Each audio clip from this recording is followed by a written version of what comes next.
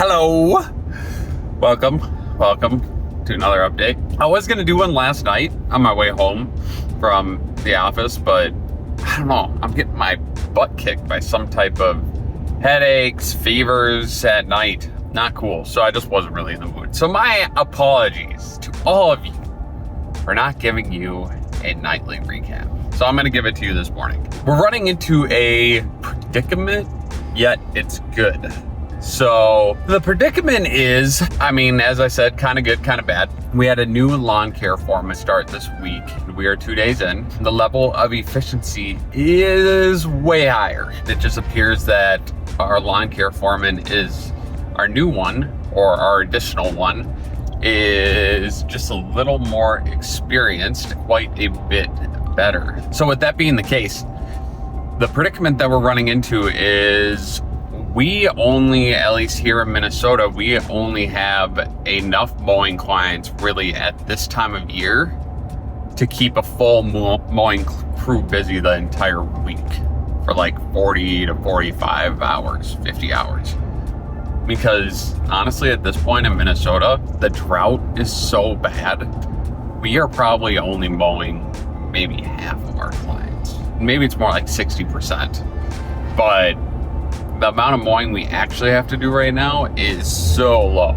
We're talking, we are at the 2nd of August. This is probably our 3rd year in a row that we're experiencing just droughts here in Minnesota. So maybe that's just the new reality. That's what we have to plan for. We have to plan for long days, very full routes at the beginning of the year, and nothing in the middle of the year. Because right now we would have enough for two crews probably, but when there's no lawns to be mowed and all of them are dead, there's really nothing else we can do. So the predicament is, we were thinking in the meantime, we could have 2 lawn care foremen mowed together.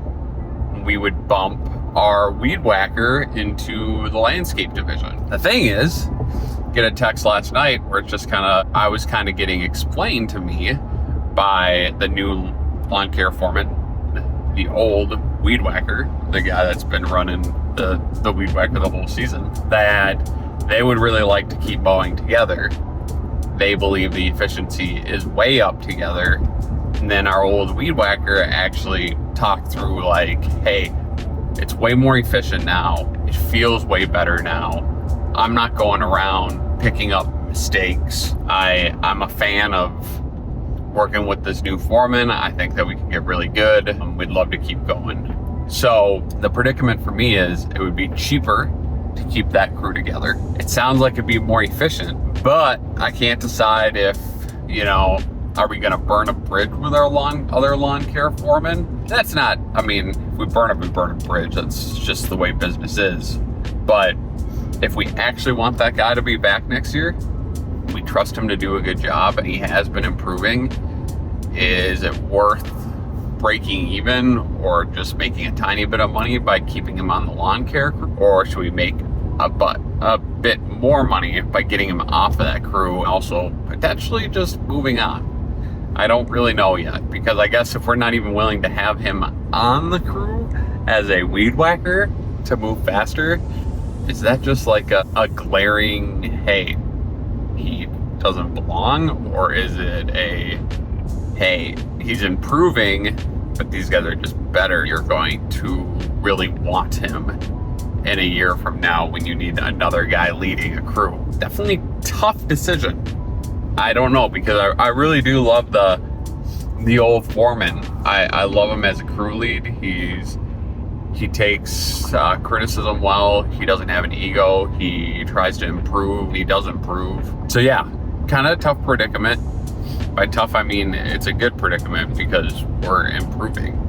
If we have to make decisions because we're improving, we're trying to decide what to do with people that aren't improving at the same pace, I guess it's a good thing for the company, hard thing as a human, right? Good thing for the company's profits, hard thing when trying to figure out what to do with the human aspect, the employee aspect. You never want to screw anyone or be cold to anyone. But also, it's your job when running a business, it's your job to keep the lights on. if this is something that will drastically change our ability to keep the lights on and pay all the rest of our employees, continue to provide a strong product for our customer, it's kind of like, it's tough, kind of needs to happen. So yeah, so that's kind of what's going on.